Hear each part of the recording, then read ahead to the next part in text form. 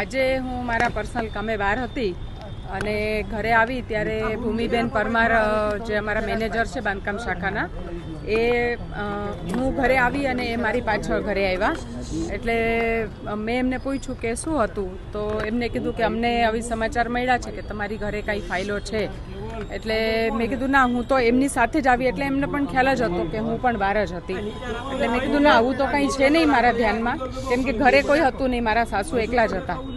એટલે અમે પછી મેં કે આપણે જોઈ લઈએ એટલે અમે સાથે જ ઉપર ગયા ત્યારે લિવિંગ રૂમમાં મારા ચાર પાંચ પોટકા હતા અને થોડી ફાઇલો હવે અમે જોયું એટલે ભૂમિબેનને મેં વાત કરી કે આના વિશે મને કાંઈ ખબર નથી કેમ કે હું ઘરે હતી નહીં પછી મારા સાસુને પણ એમણે પૂછ્યું તો મમ્મીએ પણ એમ જ જવાબ આપ્યો કે હું ઘરે હતી નહીં ને એ એકલા જ હતા એમની હાજરીમાં કોઈ મૂકી ગયું છે એટલે આ જ એક બાબત છે મેં કોઈ ફાઇલો મગાવી નથી એક પણ ફાઇલ જોઈ નથી એક પણ ફાઇલ સહી કરી નથી ઇનફેક્ટ એ પોટકામાં કઈ ફાઇલો હતી એ પણ મને ખબર નથી હા એ વાત છે કે મારી પાસે છેલ્લે વોટર વર્ક્સ અને ડ્રેનેજ વિભાગનો ચાર્જ હતો એટલે 3-4 દિવસથી ડેપ્યુટી એન્જિનિયર્સ વાત કરતા હતા કે પમ્પિંગ સ્ટેશનના ઓપરેશન મેન્ટેનન્સના જે કામો છે એ તમે સર્ટિફાઈ કરી આપો એટલે મેં કીધું ના હવે હું મહાનગરપાલિકામાં નથી નિવૃત્ત થઈ ગઈ છું એટલે હું આ કરી ના શકું એટલે આપ કમિશનર સાહેબનું અથવા જે કરંટ સિટી એન્જિનિયર છે એનું માર્ગદર્શન મેળવી લો શું કરવું જોઈએ અને બસ આ જ વાત હતી મેં એક પણ ફાઇલ જોઈ નથી મેં ફાઇલો મગાવી નથી મેં ફાઇલો સહી પણ નથી કરી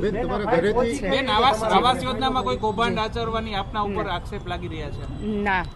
મારી સુધી હજી કોઈ વાત નથી મેં રાજીનામું આ ખરેખર તો 2-3 વર્ષથી આપ્યું હતું પણ જે તે વખતના કમિશનર સાહેબ એમ કહેતા કે થોડો વખત જાળવી જાઓ એટલે આ વખતે રાજીનામું ફક્ત ને ફક્ત પારિવારિક કારણો છે કેમ કે મારી દીકરી અમેરિકા રહે છે અવારનવાર એની પાસે મારે જવાનું હોય છે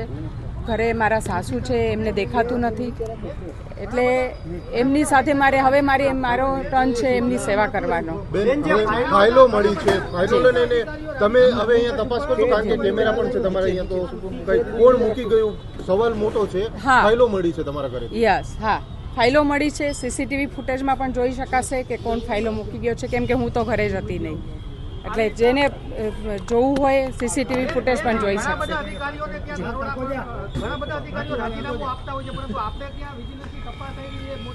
હા એટલે એ પોટકા મૂકી ગયા છે કોઈ એ મેં મગાવ્યા નથી શું કામ મૂકી ગયા છે એ જે તે ડેપ્યુટી એન્જિનિયરને પૂછવું પડે એમની રજૂઆત હતી કે મેં જેમ વાત કરી પહેલાં કે ઓપરેશન મેન્ટેનન્સના કામો છે તમે સર્ટિફાઈ કરી આપો એ પણ મેં એમને ના જ પાડી એ બધાને ખબર છે કે હવે હું આ ના કરી શકું બેન શું લાગે છે કોણ મૂકી ગયું હશે કારણ કે હવે એ ફાઇલો જોવે તો ખબર પડે કેમ કે 6 કે 7 ડેપ્યુટી એન્જિનિયર્સ કામ કરતા હતા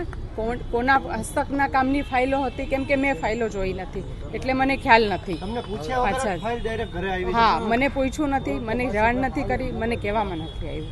મારી ઘરે મૂકી ગયા ફાઇલો હું હતી નહીં ઘરે મમ્મી એકલા હતા ગઈકાલે સાંજે અમને એક એવી માહિતી મળેલી હતી કે અમારા જે નિવૃત્ત અધિકારી છે તેઓના ઘરે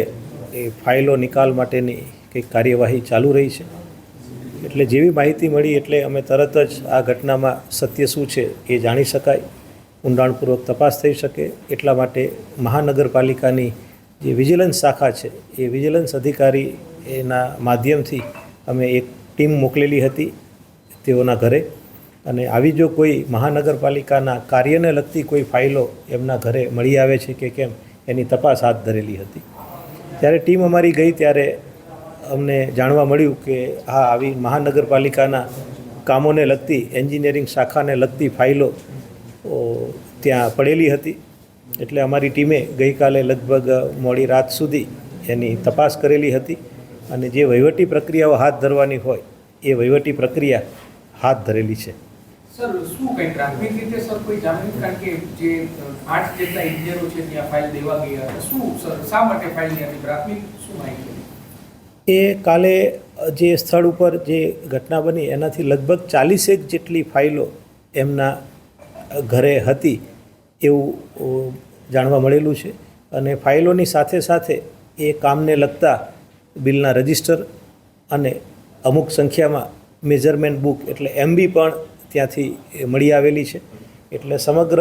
કામગીરીનું પંચનામું કરી અને વહીવટી પ્રક્રિયા અમે કરેલી છે. હવે આગળ આપે જે પૂછ્યું એ રીતે તપાસ થશે, પણ જે રીતે પ્રાઇમરી વિગતો સામે આવી છે એ મુજબ